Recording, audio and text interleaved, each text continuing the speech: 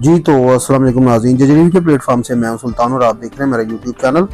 नाज़रीन, जैसा कि आपको मालूम है कि आज जो इमरान खान और बुशरा बीबी का जो केस था इद्दत में निकाह का, जिसमें इमरान खान और बुशरा बीबी को 7-7 साल की कैद हुई है और वो इस टाइम अडयाला जेल में है। वैसे तो इमरान खान को तकरीबन सारे केसों में बरियत मिल चुकी है और ये एक आखिरी केस है। और जिस तरह वो पंजाबी में कहते हैं ना कि हाथी निकल गया, पूंछ बाकी है, तो पूंछ अभी ये अटकी हुई है। तो अब कोई खासे केस नहीं है इमरान खान के ऊपर, अब ये आखिरी केस है इमरान खान के ऊपर जिसमें अभी इमरान खान और बुशरा बीबी फंसे हुए हैं।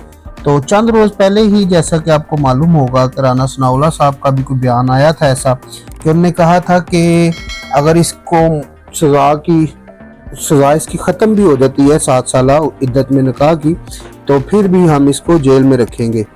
तो कल जैसा कि आपको मालूम होगा कि असम्बली के फ्लोर पे जनाब शहबाज शरीफ साहब ने ओपोजिशन को, उमर अयूब को और असद कैसर को और दीगर जो पीटीआई के रहनुमा थे उनको कह लें कि एक दावत दी थी कि आए बैठे और बात करते हैं और बातचीत से ही मसले हल होते हैं।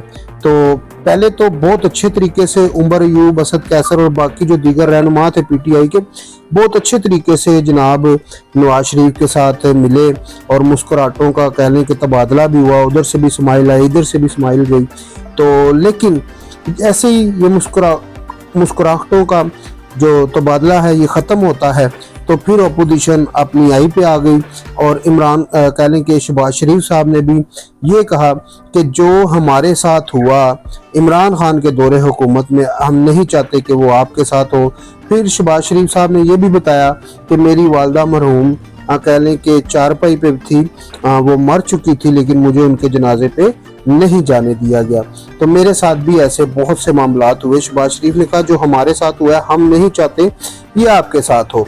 तो आज की जो नाज़रीन समाअत थी इमरान खान और बुशरा बीबी के केस की, जो बरियत की केस की थी कि आज ये बरी हो जाएंगे, लेकिन ऐसा कुछ भी नहीं हुआ। तो अब ये है कि जो कह लें कि पीटीआई के वकला टीम है उनका अब ये कहना है कि अब हम हाई कोर्ट से रजू करेंगे और हाई कोर्ट में हम अपील में जाएंगे, तो इस केस को अब जल्द से जल्द ख़त्म किया जाएगा। तो बाकी अगर देखा जाए तो इमरान खान के ऊपर फ़िलहाल कोई ऐसा केस नहीं है, कोई ऐसी सज़ा नहीं है। एक तलवार इमरान खान पर लटक रही है, वो है 9 मई के हवाले से। अगर 9 मई का केस इमरान खान पे बनता है तो फिर उसमें इमरान खान का निकलना नामुमकिन बन जाएगा। उसकी वजह यह है कि 9 मई का जो केस है वो सीधा सीधा जो है वो कह लें कि मुल्क गद्दारी का केस बनेगा, और जो गद्दारी का केस बनेगा तो वो तो आपको मालूम है जो रियासत के साथ गद्दारी का केस होता है तो वो बहुत ही खतरनाक होता है। जिस तरह के आपको मालूम होगा कि चंद ही रोज़ पहले एक बुशरा बीबी की भी ऑडियो आई थी कि अरसलान बेटा इनको गद्दारी के साथ जोड़ दो, तो वो भी ये करते रहे, आज ये भी ये करेंगे। तो जिसमें सबसे बड़ा जो नुकसान होगा वो होगा मुल्क पाकिस्तान का। तो मुल्क पाकिस्तान इस कंडीशन में नहीं है कि इसके ऊपर मज़ीद जो है कि आप तजर्बे करें। तजर्बों की रोशनी में अब ये पाकिस्तान नहीं है। पाकिस्तान को एक मजबूत लीडरशिप की ज़रूरत है जिसकी क़यादत में पाकिस्तान को आगे बढ़ाया जा सकता है, पाकिस्तान को तरक्की की राह पर ले जाया जा सके। अब सियासी जमातों को एक होना पड़ेगा, एक कह लें कि इनको टेबल पे आना पड़ेगा, बातचीत करनी पड़ेगी और बातचीत करने के बाद ही किसी भी मसले का हल निकल सकता है। तो खुदारा इस मुल्क के लिए सोचें और इस मुल्क की बेहतरी के लिए कुछ सोचें। इसी के साथ अपने भाई सुल्तान को इजाज़त दीजिए, मिलते हैं अगली वीडियो में। अल्लाह हाफ़िज़।